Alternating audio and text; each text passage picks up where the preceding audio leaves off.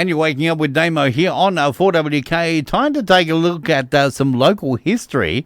And we do that, of course, with History Out There.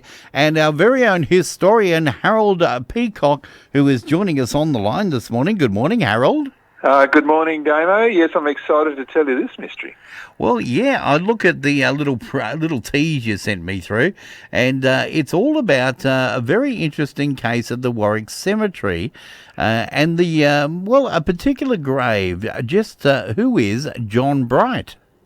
Yes, look, and this mystery's really got me stumped. I was metal detecting in Kerry Valley over the weekend, and right now I'm actually in Cairns. And later in the week, I'll be out at Gundawindi. Right. But today's mystery comes from Warwick and Toowoomba.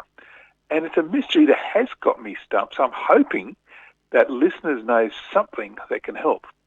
You see, in 1939, an elderly man dropped dead in front of the old Church of Christ in Margaret Street, Toowoomba.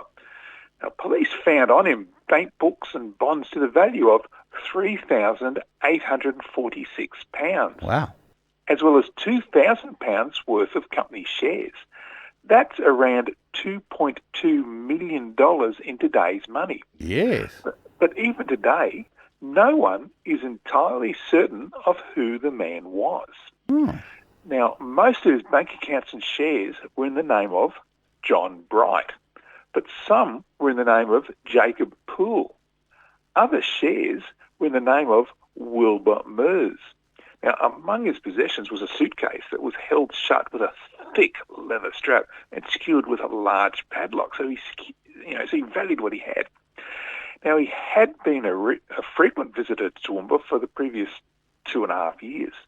Now, there he spent most of his time sitting on a stone seat between trees in Queen's Park, right in front of the Toowoomba Technical College. Now, locals found it impossible to draw him into conversation, so they couldn't find out anything about him. It was the same in Warwick, where he was well known since arriving to live in Percy Lane 7 years earlier. Now, he was a worshipper at the Warwick Methodist Church and gave freely to church organisations and charities. Nobody knew anything more about him except that he apparently didn't have enough money to get himself the medicine that a doctor prescribed. Now, he was buried in Warwick following a request made in his will. Now, even though buried under the name of John Bright and a death certificate to match, police were not altogether certain that the man was actually John Bright. There were bank accounts in Armidale and Tamworth. Police suspected that he may have had a business as a tent maker and ironmonger in Sydney. Now, rumours even circulated that he was the brother-in-law of a member of Victorian Parliament. It was even thought that he had 2 daughters living in South Melbourne, but no one knew their names. Now, the police found no papers on him that could throw any light on their identity.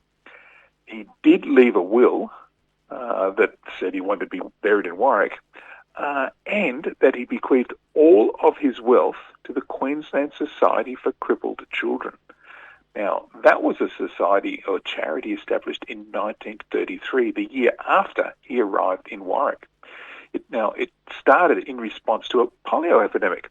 Today, it's called the Montrose Therapy and Respite Services and operates as a care provider for people with physical disabilities.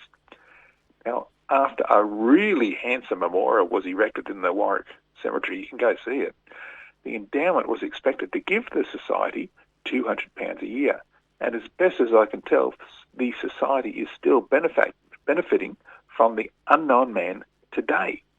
Now, like in summary, he was buried in Warwick 85 years ago under the name of John Bright, but still no one can be certain who he actually was. But I want to ask people listening now, Damo, does anyone listening know anything that could help solve this mystery of who was John Bright? Well, there you go. We've got to put the word out. If you know anything about John Bright, who is buried at the Warwick Cemetery, get in touch with us because we want to put a finish on this story. That's right. It was headlines around Australia for weeks, and in fact months, as police tried to find out who he was, but they just kept finding more and more mysteries. Nothing was certain who or even what he was. Well, there you go. Another interesting story, and we can read about this on historyouthere.com as you post all of these stories up there, and we can have a look back, and maybe it might jog someone's memory. Yeah, I hope so. And look, I'll be in Gundy later this week, so if there's any memories there of any other stories too, please let me know. For sure. All right, mate. Appreciate it as always. Have a good time up there in the far north, where it no doubt is a little bit warmer.